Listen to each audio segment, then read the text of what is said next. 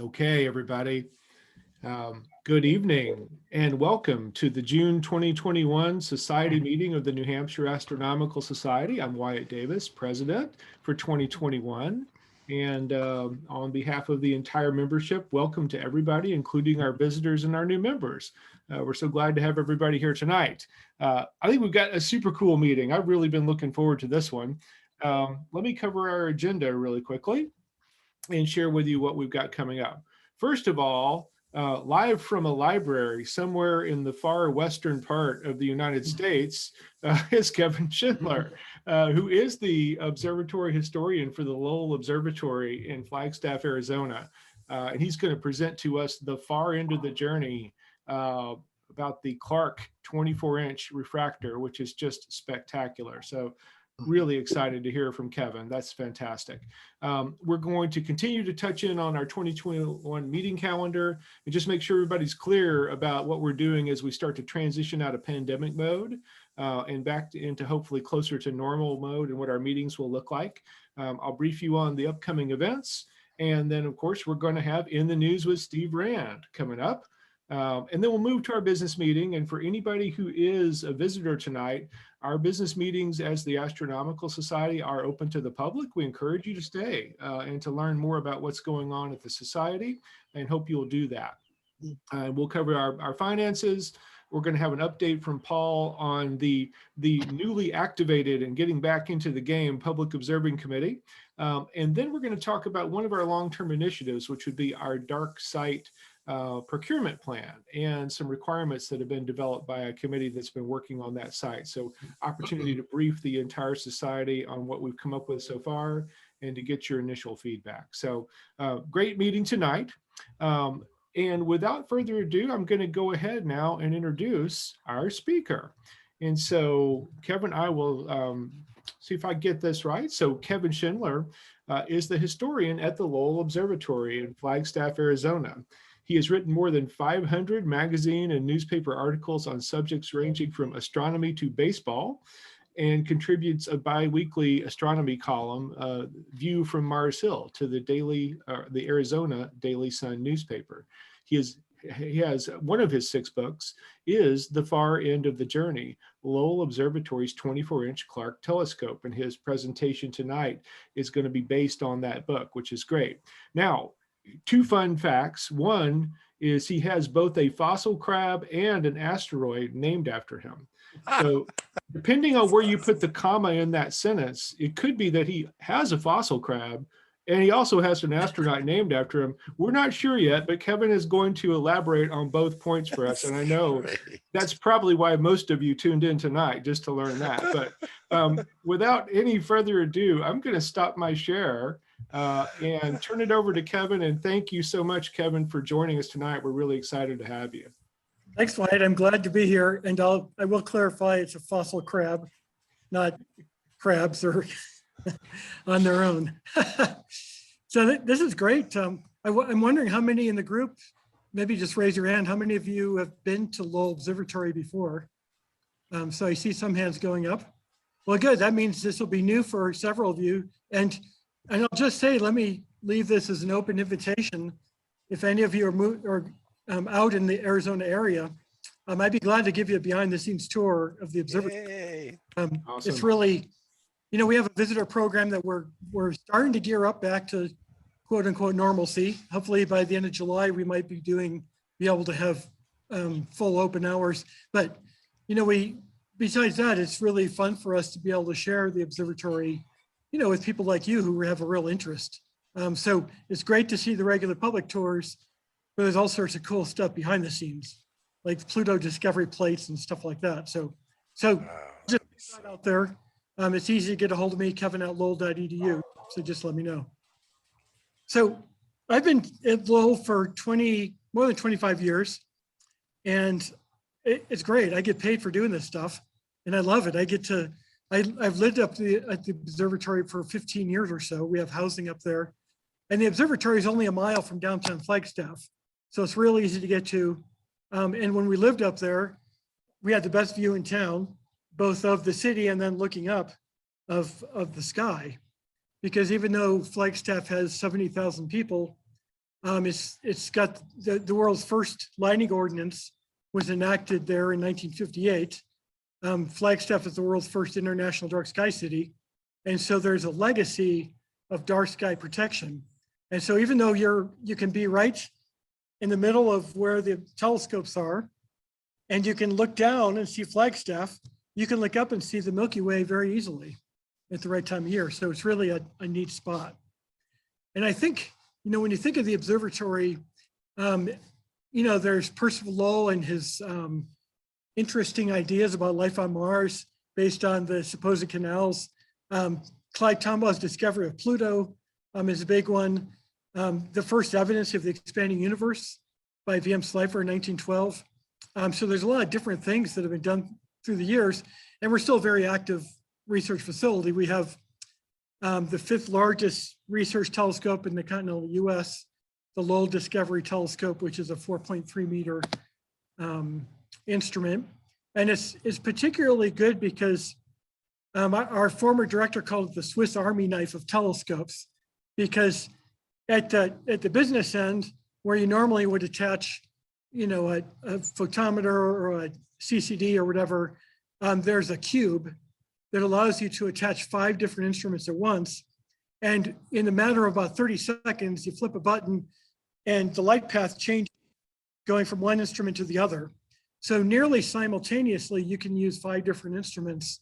So for instance, if there's an unexpected comet, we can study that with a lot of different instruments in the matter of a night and not have to change instruments. So it's really a powerful tool. And it really is kind of the newest generation of instruments we have, of course.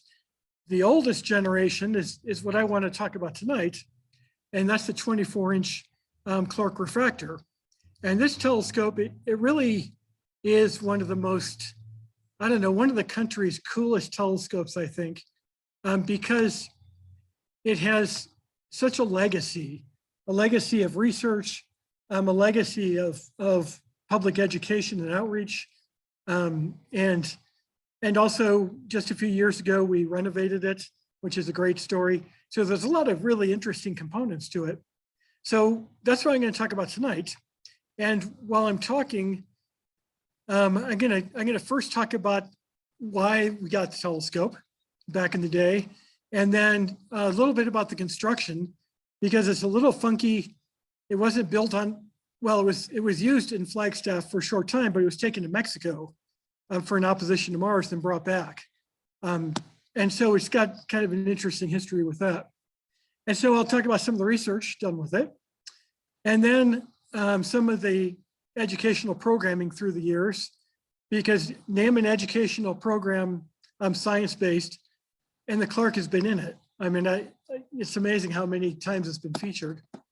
And then I'll talk a little bit about the renovation that took place a few years ago, which was really spectacular to see this 24-inch refractor that had been in place for 120 years be taken apart piece by piece and removed from the dome and cleaned and everything. So it's a pretty neat story, I think. So, if we're going to talk about a telescope, a Lowell Observatory, we really have to start with the founder of the observatory himself, and that's Percival Lowell. From a wealthy family in the Boston area. If you were a Lowell, you were expected to do something big. And, to me, I think, the more I study Percival Lowell, the more I think that's really what drove him, his idea about life on Mars, which even his contemporary scientists, by and large, thought this just doesn't seem right. We don't really see the evidence. But I think he was so driven because family expectation was, if you're a Lowell, you do something big. And so when he started the observatory, it wasn't to study Mars and the changing color over time. It was to prove that there was intelligent life on the planet. And later, when that wasn't working out, he started searching for a planet that he called Planet X. Again, if he discovers a planet, that's going to really do something for the family name. So, it's interesting because I think, he went to his grave probably unfulfilled because he never proved life on Mars and he never discovered the planet.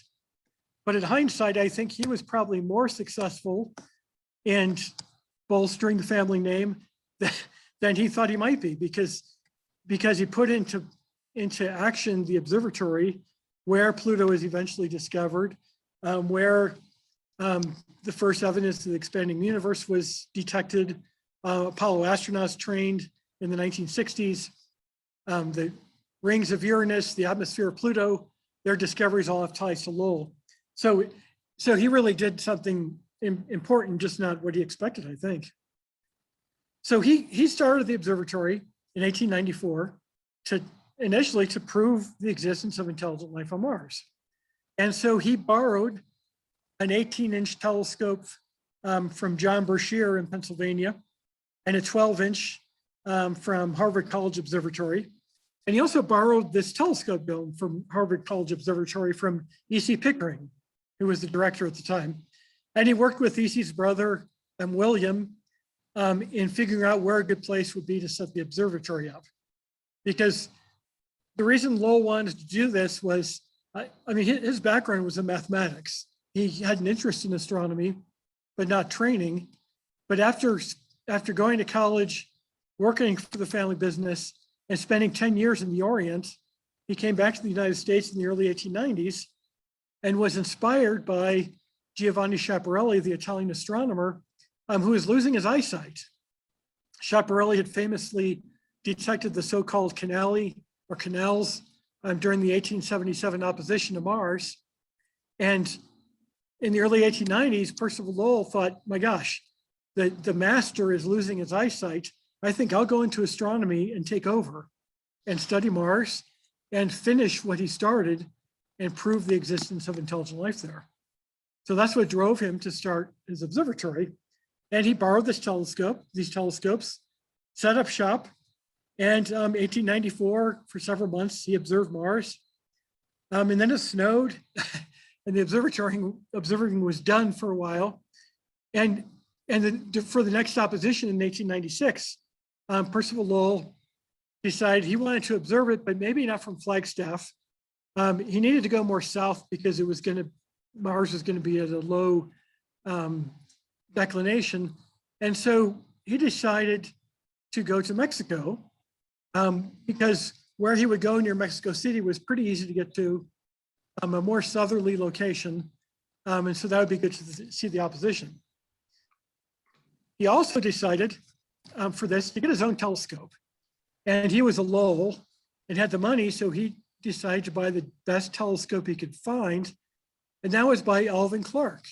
Alvin Clark and Sons were the preeminent telescope makers of their time, and right in the backyard in Cambridge, Massachusetts, right near where Percival lived. So he knew the Clarks before this. And in fact, had bought a 6-inch Clark a few years earlier.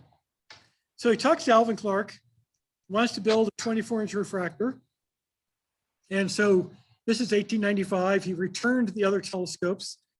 He signs a contract, as it were. It's kind of a letter where they said, hey, I'll pay you $20,000 if you build a telescope at 24 inches. And that was the contract.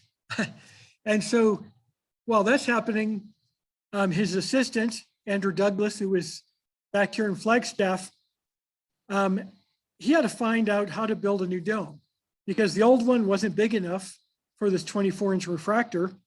And so Douglas went downtown, and this is a picture of the time, the store downtown. You can't read this, but it says Sykes Brothers, makers and menders of anything. They were telescope repairmen, but they were handymen. They tinker thing. And so Douglas said, we need a telescope dome to fit a 24-inch refractor. It's going to be about 32 feet long. Build it. And the Sykes brothers said, we need some more detail. And from Percival Lowell, they said, these are the dimensions, figure it out. You're makers and menders of anything. So they did build it at an empty lot in downtown Flagstaff. There's houses here today. And it's interesting because Percival Lowell was not a man of patience. He wanted this thing done now. And so they didn't have the flexibility to take their time and get the right materials for it. They just used the local wood that was here in Flagstaff, that's ponderosa pine. And ponderosa pine I mean, wood in general is not great for a telescope dome. It holds the heat in and such. But they used the ponderosa pine, but found that the pine wasn't very strong. It wasn't strong enough to make a traditional hemispherical dome. So they had to make it almost flat on the top. It tapers just a little bit. And so that's what they built the dome of. And so they built this in downtown Flagstaff. Meanwhile, the telescope is being built in Cambridge, Massachusetts in 1896, July 1896. The telescope arrives in Flagstaff. They set it up in the old dome that's still there. And when they put it all together, and I make it sound so easy when they put it all together, this was 32 feet long with sections that weigh tons apiece. This wasn't easy, especially in the days before cranes. So they tried it out in the old dome, but that dome was so small that the telescope stuck out the shutters, like you see in cartoons a lot with telescopes, but it actually stuck out because it was too big. But they tried it out, and then they disassembled it, put it on a wagon with a horse, took it down to the train station a mile away in Flagstaff, and then sent it down to Mexico. And here's a picture of the train car from a distance. To the left where my cursor is, you should be able to see that. You can see a lot of the material for the top part of the dome. And then by the train car is stacked the components of the telescope. And if we zoom in, you can see one of the tube elements right here. And then some of the other pieces as they're being taken off the train. And again, this is, we take this stuff for granted. They didn't have cranes, they had people. And the people had to move this around. Even here, unloading the train, it's not like they had winches or anything like that. They just did it by rolling, or in this case, the location for the dome was a couple hundred yards from the train station. And so they would put down blank planks of wood and then roll whatever piece along that wood. When they got to the end of the wood, they then put another piece down and keep rolling, kind of like how Lewis and Clark did with their canoes, portaging over land. This wasn't easy, but they hired a lot of locals to help with the move. And they also inspired them with a local drink called pulque, which is some sort of booze that apparently got the workers working hard because they drank a lot of it. And that kept them working, got the thing unloaded. They started assembling the base of the dome. And here, there's this little building to the left. You can see this. This is a 6-inch Clark refractor that they took with them just for fun. But here they are building the dome. You can see down in Mexico in 1896. I don't think there were many OSHA type regulations as the guys are standing on those beams. And that's about halfway up the dome, so about 20 feet high off the ground. And then they continue building, and you can see again the precarious nature of this. They've started on the dome part, and look at this ladder going up to a platform, and then goes up to another ladder to the roof. I don't know, the top of this is 40 feet off the ground, so it wasn't an easy proposition to build this. You can see now they have the telescope inside. You can see it right here. Again, 24-inch refractor. And then they covered the dome with canvas. And canvas they used instead of wood because the temperature could equalize a lot faster with the light fabric of canvas. And then here is the finished dome. And again, the top is covered with canvas. You can see the refractor, the objective, you can see it right there. And so that's just when they finished it. And they used it there for just a few months for that opposition to Mars. Here's Andrew Douglas, Lowell's assistant, looking up at Mars during that opposition. And if you've ever been to the observatory, or if you've seen pictures, this might look a little funny to you. First of all, the dome is not covered with canvas anymore. Second of all, the walls are a little bit different, but the big thing is the floor. The Clark telescope of today has a big pit down in the floor so that when they swung the telescope down, you could add a spectrograph or other equipment at this end, and it would hit the floor.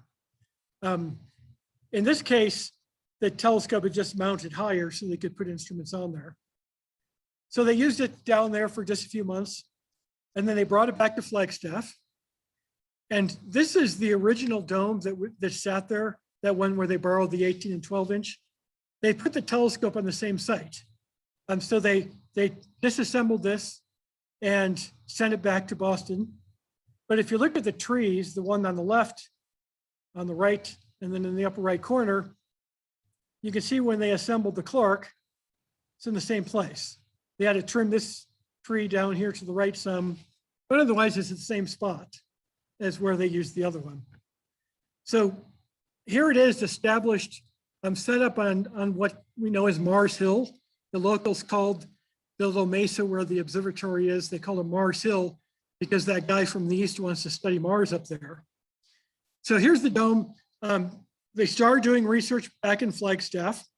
After a couple of years, they took the canvas off and replaced it with wood and then covered that with metal, sheet metal, because Flagstaff has a fair bit more snow than Mexico has.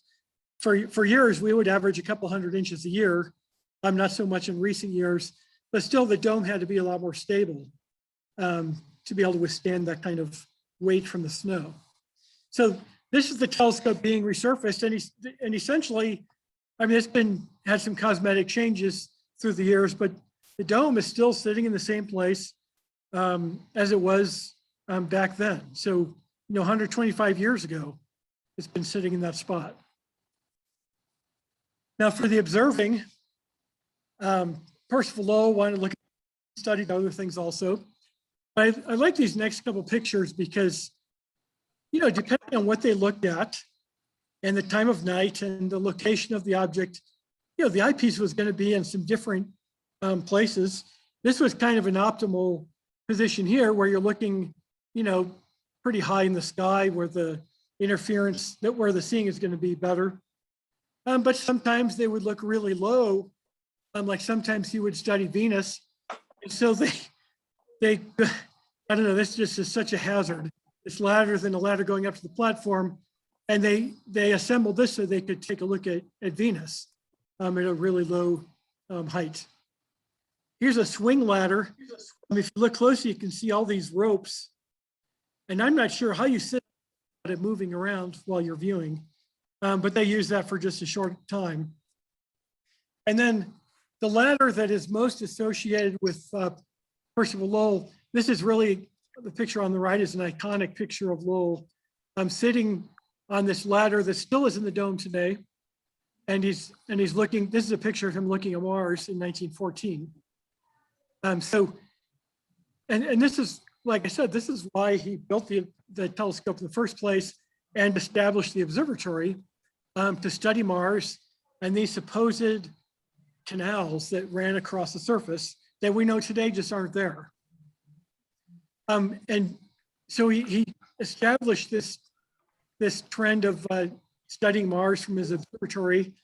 He had other astronomers working with him, like E.C. Slipher, who spent his career as a Mars expert, and at one point took more pictures of Mars than anybody else in the world. And I think something that E.C. Slipher is just now getting recognized for is his photography, because he was one of the first astronomers to stack images. It's not what they called it back then, but he kind of instituted image stacking for astronomy.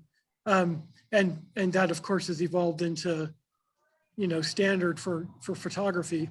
So, Percival Lowell did these observations and he wrote eloquent books and he gave invigorating speeches about life on Mars, but that intelligent life was just not there. And yet he was such a compelling speaker and writer that even today, 105 years after he died, pretty much anytime there's mention about any sort of life in the solar system or beyond, or even water in the solar system, Percival's name is brought up. Even though really he was so wrong about it, it's just that he built this consciousness of life on Mars and this watery planet that he's still associated with it. And even though he was wrong about it, he inspired so many scientists and the public in general to look out and wonder about our place in the universe. So it's interesting, his legacy, that we could talk all night about, his intended legacy versus his actual legacy. And it's really fascinating. But one part of his legacy was Mars research that continued through the years.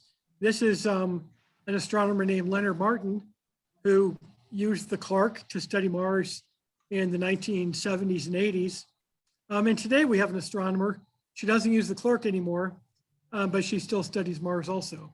So it's a long period of tradition of Mars studies. Other stuff that they did with the Clark, Percival Lowell studied, and E.C. Slipher especially studied the other planets.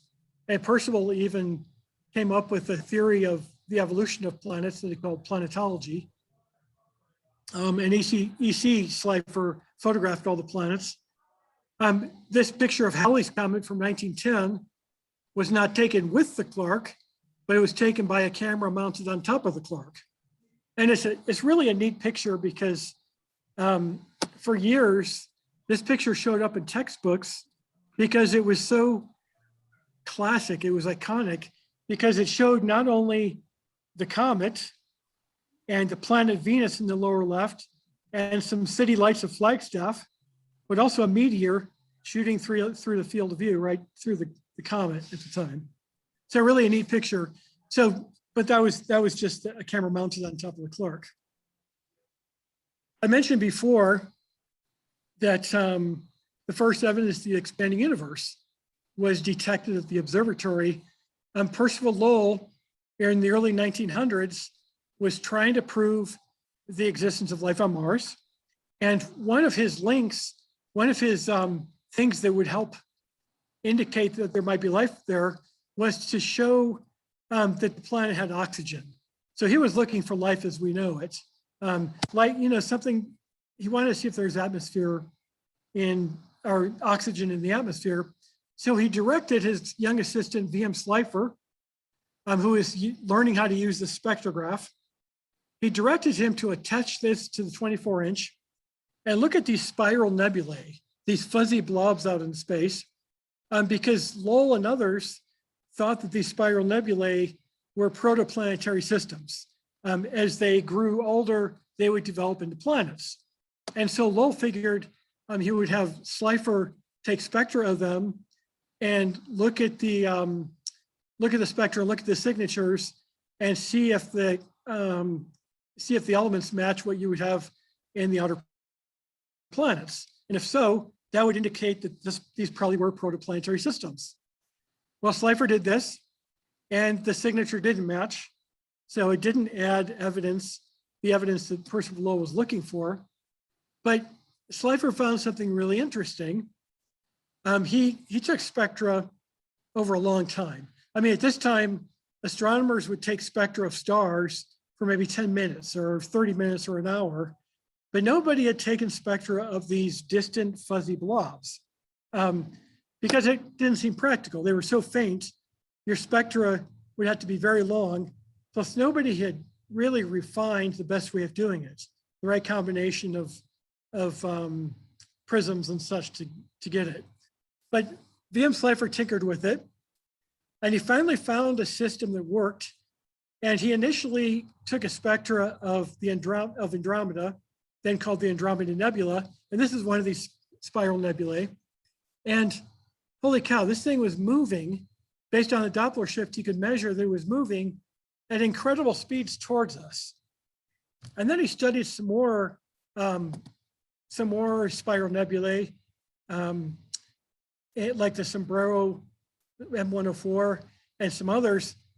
And he found the same thing, but in general, they are moving away from us. And he didn't know what to make of this, except whatever these things are moving really fast. So it indicates that the universe is much larger and much older than we thought.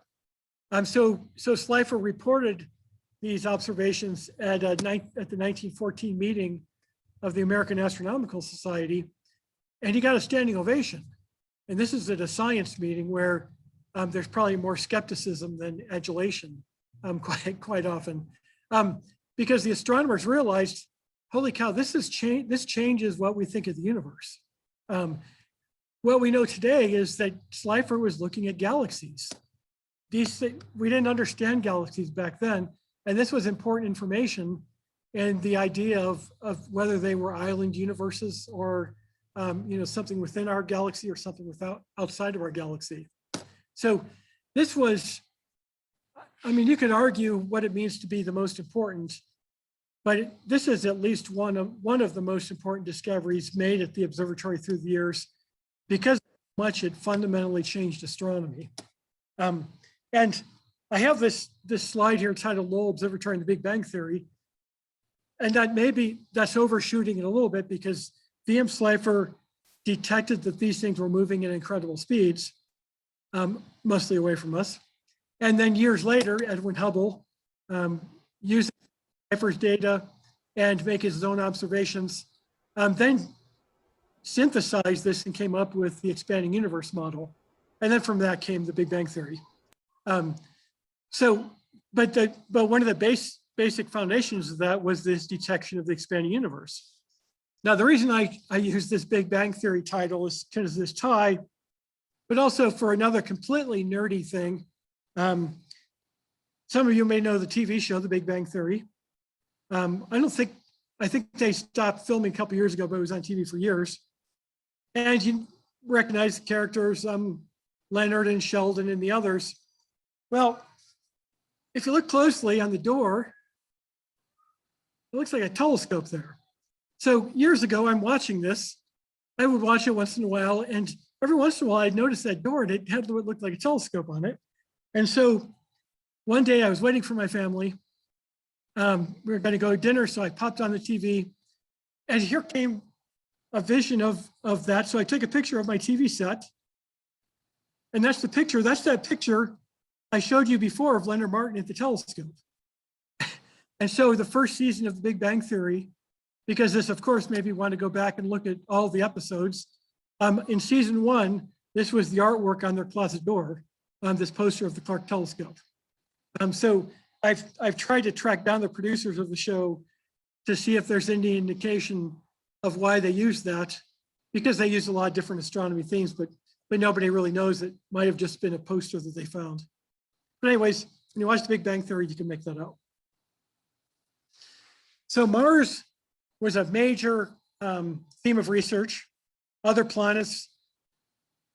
If we move into the 1960s, there was double star research being done.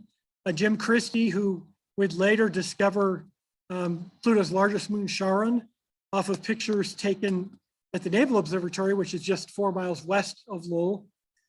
He used the Clark for double star research for years.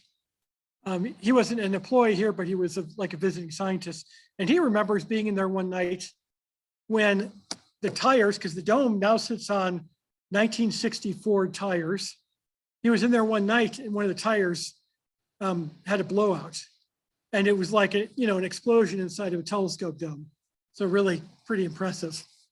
So the double star work was done for years. In the 1960s, for 9 years, we had a moon mapping program in which a branch of the Air Force called the Aeronautical Chart and Information Center rented the telescope and building facilities to create these extremely detailed maps of the moon that the astronauts would then use when they got there. And in fact, in 1963, several of the astronauts came to the observatory as part of their training. Part of it was to learn how to read these maps. Here's in the lower right is Tom Stafford, who commanded the first mission around the moon, or no, the second mission around the moon, Apollo 10. And that was kind of the dress rehearsal for Apollo 11, which was Neil Armstrong in the upper left. This is 1963, 6 years before they landed on the moon, but this was part of their training. So the Clark was used for, this variety of research through the years. It was also used for training, like of the astronauts and of others on astronomical principles. So it had really quite a long legacy of research and some major discoveries. It was not the telescope used to discover Pluto, although it was used in the search in various ways through the years. And then after they discovered it, they used the Clark as a confirmation and then to study it more. So that it has a really long legacy of research that we don't use it for research anymore, not really since the 1980s, but about whatever that is, 90 years, it was used every clear night for research. It's a pretty neat record. And really you could still use it today if you wanted, but we have much more modern, high-tech, larger instruments today. And its historic significance far outweighs what we could do with research today. So we keep it as an educational instrument. And I'll talk about that a little bit later. So through the years, as all this research is going on, Lowell Observatory became known as, a place of major research. The recessional velocity work, the Pluto's discovery, and there were certainly lean years also where you look back and say, how did the observatory survive? But it did, and through the years, the reputation grew as a place of doing important science. So through the years, you had scientists visiting. This is Albert Michelson of interferometry fame. He visited, but then, a lot of scientists came through the years to use the instrument. But what I think is interesting is the science education that was done, starting with Walt Disney's programs in the 1950s. And he had started Disneyland, where you could go and visit Frontierland and Futureland. And then he started this TV series largely to promote the theme park so people would come here. So in an episode in 1956 about Mars, Werner von Braun, the head of the American rocketry program, was a guest, as was E.C. Slipher. And they were talking about the possibility of going to Mars. And so they interviewed Slipher, they came to the observatory and filmed him using the Clark Refractor. And that was really one of the first educational TV programs. And the Clark and Lowell Observatory was in on it from the very, very beginning. I'll point out that this is a still from that TV show, and you can find it on, I think it's on Disney Plus now, as well as you can get it on DVD. But I like this picture because E.C. Slipher didn't wear glasses, but the producers wanted him to wear them so he would look more like a professor. And he does look like a professor here, I guess. Most of you probably recognize this guy in the original Cosmos series.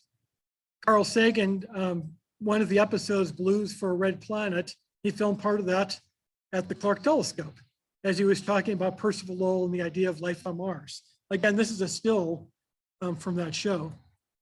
Later on, Frank Drake of Drake Equation fame was here as part of a program he was putting together.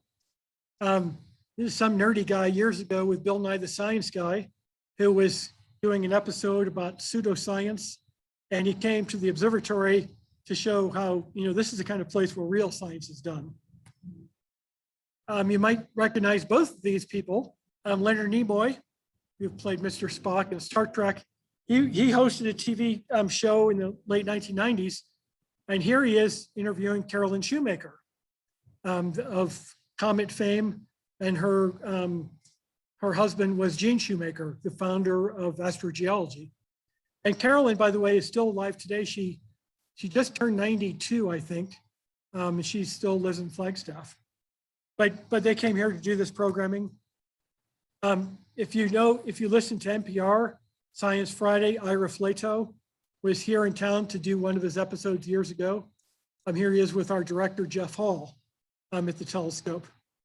We've had a lot of politicians through the years. Hillary Clinton, when she was First Lady, had established a program she called Save America's Treasures, a program to try to raise funds to preserve historic sites. And she came to the observatory in the Clark as one of the stops to help preserve it. So lots of big names through the years. And if the Oscar Mayer Wienermobile is visited, it must be a pretty important place. So lots of education through the years. And that's really the name of the game at the Clark today. You know, we had science going on for 8 decades. There was science education through TV programs.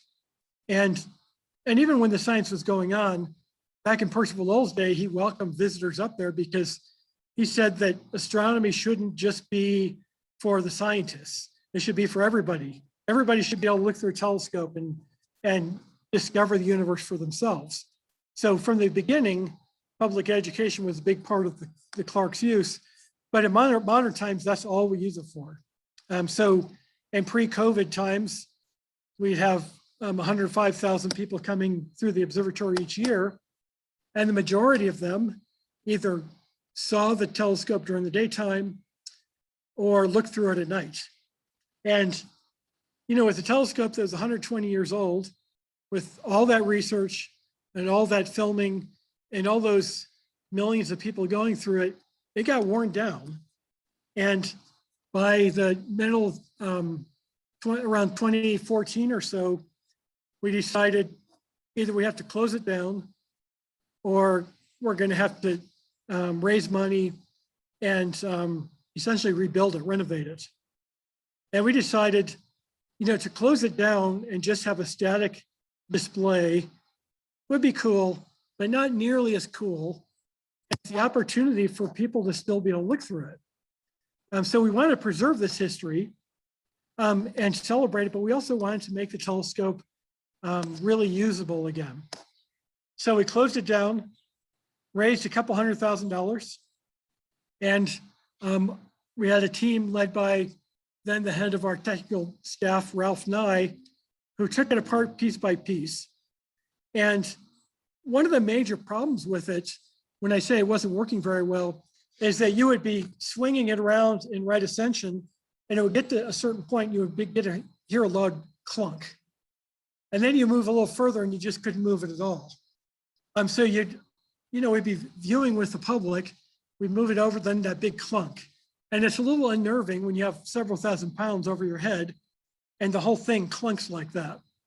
So this was one of the major things to figure out. And Ralph has spent years trying to figure this out because it gradually got worse. It started off not so bad, but gradually got worse. And he couldn't figure it out because through 80 years of research, there have been so many pieces of equipment for spectrographs, extra counterweights, and other things added to the telescope that you couldn't see essentially the guts of the telescope. So once they closed it down, they took all of that exterior stuff off and found that the wheel had worn down. It was flat on one side. So when the telescope turned and hit that flat part, that's when it would clunk. And over time, it would just keep getting worse. So what they had to do was take the telescope apart piece by piece.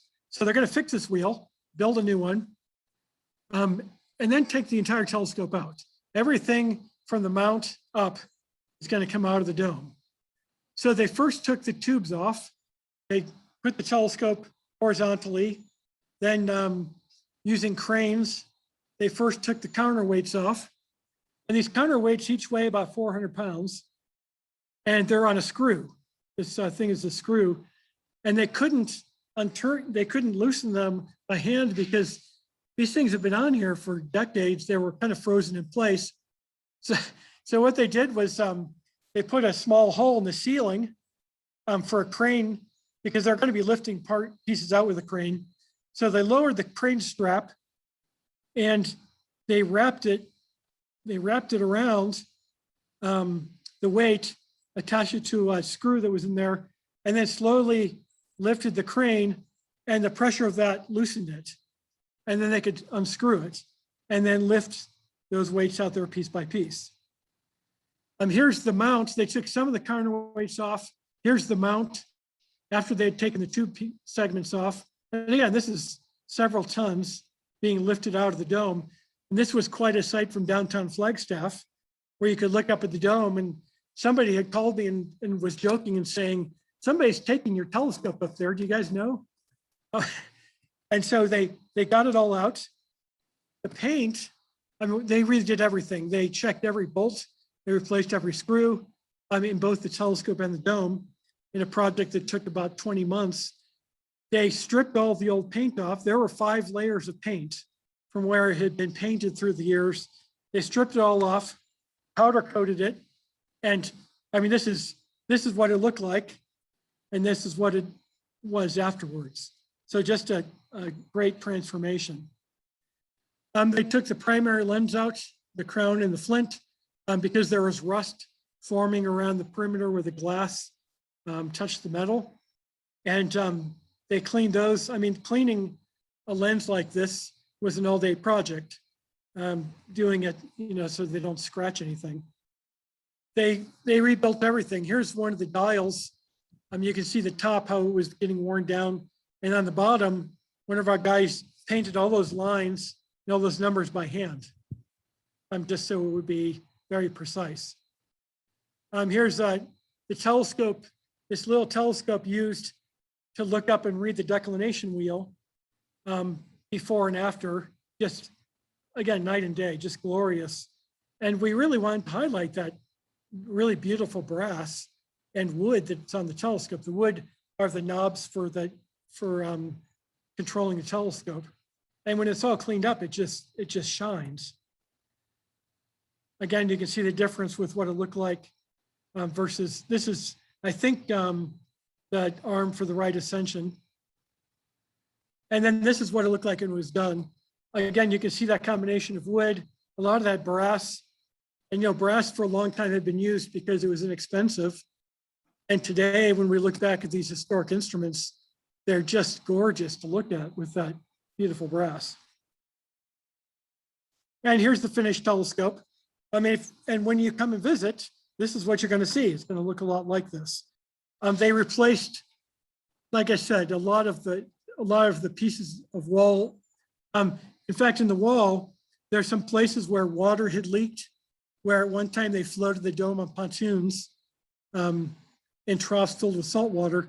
The wood they replaced, they even recreated where the water had dripped down so it would look original and match the original wood. And today, that telescope works better than ever. Right now, we don't have nearly as many people coming through the visitor center, but we hope in the next month and a half or so, it will be back to full operation to where we have, 100,000 plus visitors coming through the doors. And in fact, with the Clark telescope as one of the anchors and a new observing plaza where the whole building rolls back and you have 6 different telescopes, and that's all for public viewing. With those 2 things as anchors, we're now going to be breaking ground in 2 weeks for a new visitor facility that's 3 times the size of our current one. And that'll allow us to increase our attendance 3 times to more than 250,000 visitors a year, because there's a need for it. People are wanting to get reconnected to the skies, and that's what we do. So, gosh, this telescope, I just think it's got a remarkable story. The history of its construction is pretty interesting. The research done with it, I'm just giving glimpses of everything here. So much important research done with it. And then, some of the cultural history with different educational programming and such. And then the millions of people who look through the telescope. You can understand why Dave Eicher of Astronomy Magazine has called Lowell Observatories America. He's called Lowell Observatory America's Observatory because of this combination of cutting edge science and sharing the results with the public. So let me stop sharing there. And I'm not sure how we are in time. So if we have time to take a couple of questions, I can do that.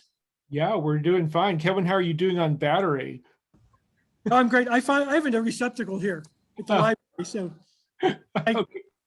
and I'm sitting outside. Yeah. They're closed and I have a creek right next to me, the library behind me, and mountains right in front of me. So it's not a bad setting. Excellent.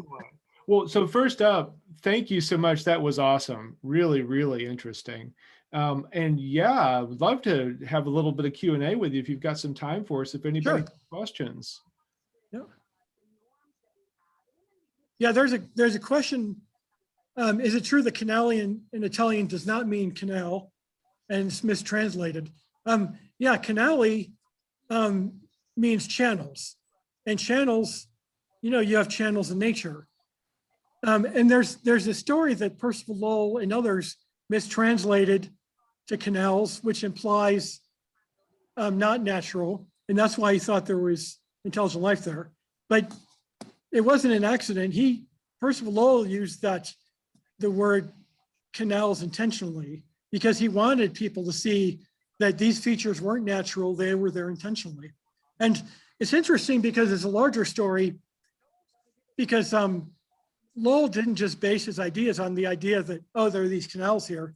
He had developed this idea of how planets evolve and how young planets, when they're formed, they're gaseous, like Jupiter, Saturn, Uranus, and Neptune. As they advance in age, they lose some of that atmosphere. They develop more of a solid planet like Earth, Mars, Venus. And then as they continue to get older, they lose that atmosphere and they become a dead, dried out planet like Mercury. Well, in that scheme, Earth and Mars are in the right stage of evolution for life. There's life on Mars. So based on the stage of evolution, we should expect to find life on Mars. Holy cow, look, there are canals there, these straight features. That's the evidence that there is life there.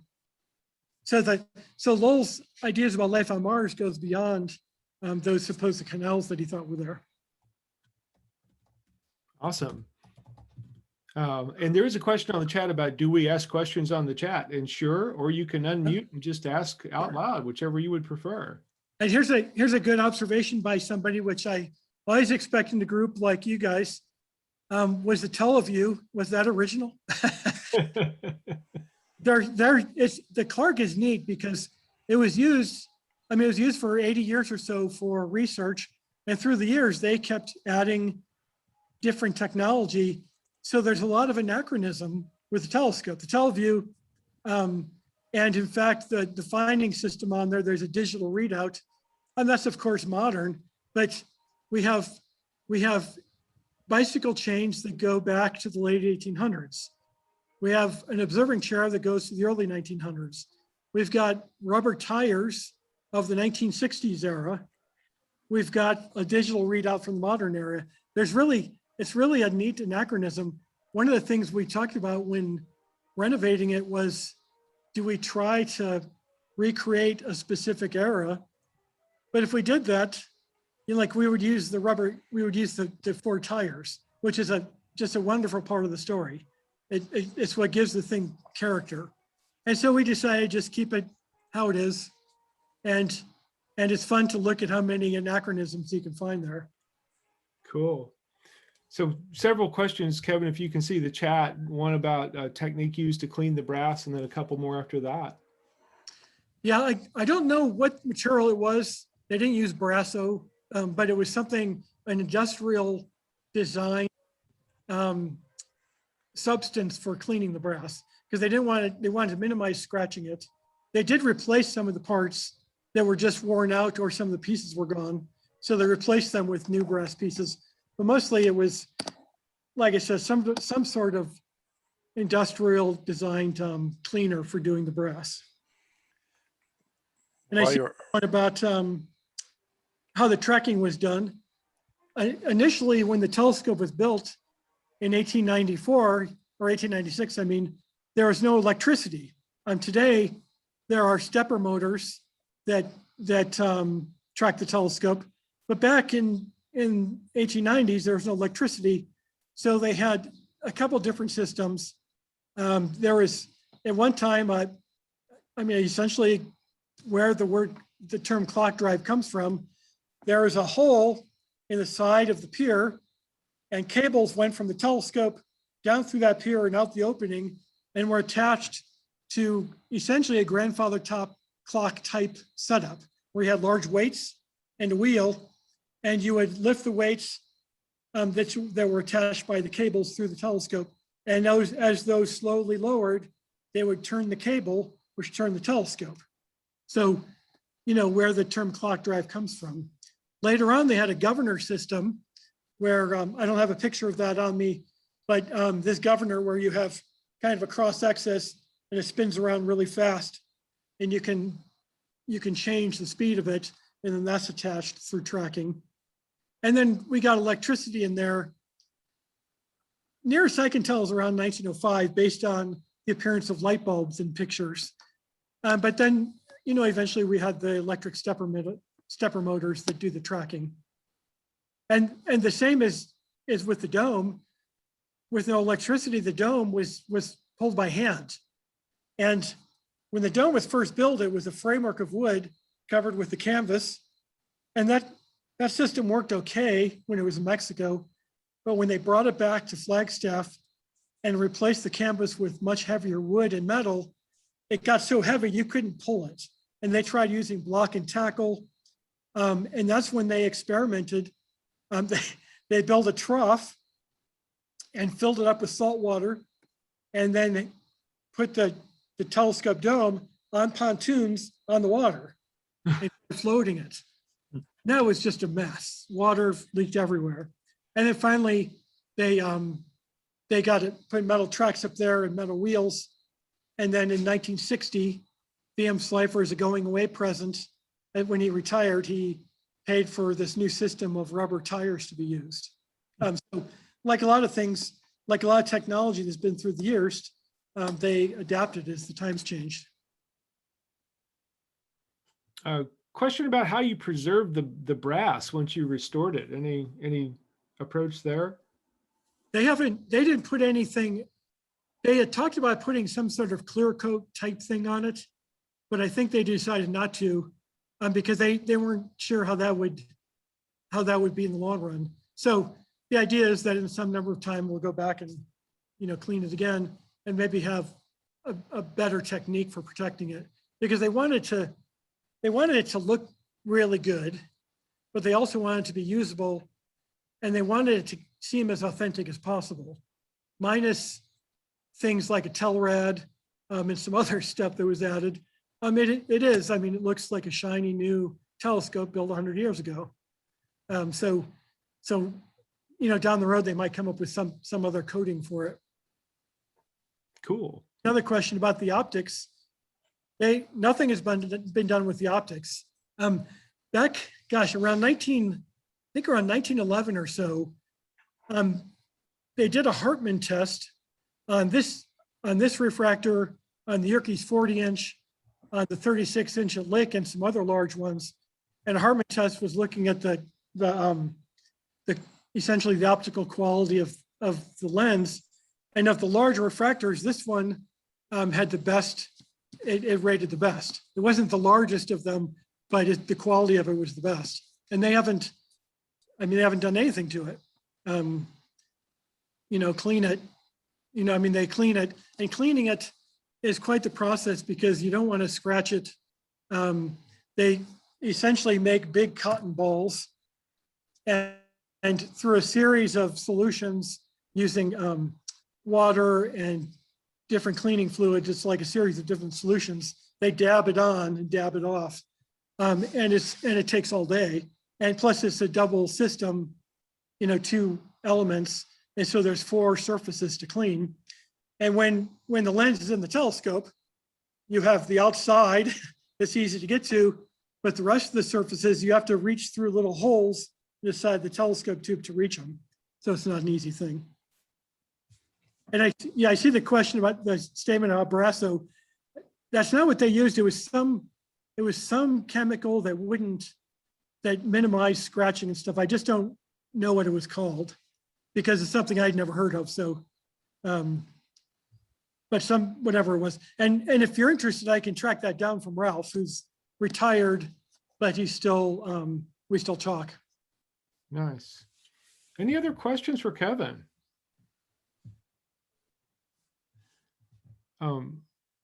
Let's see here.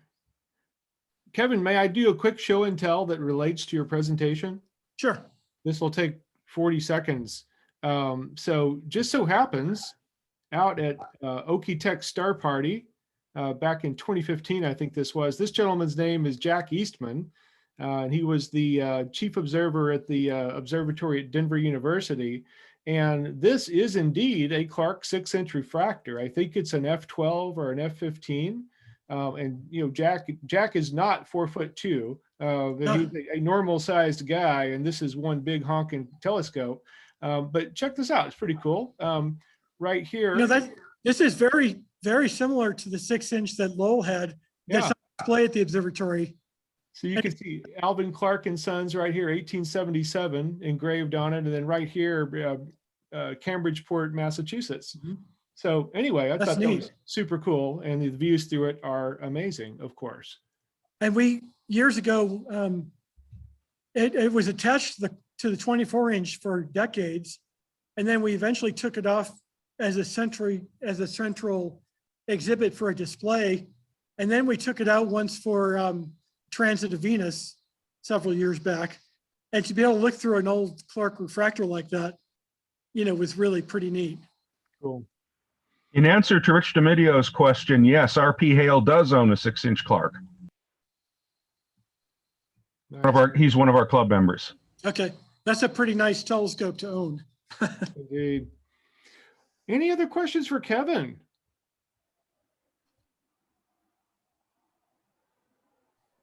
If not, Kevin, that was a blast.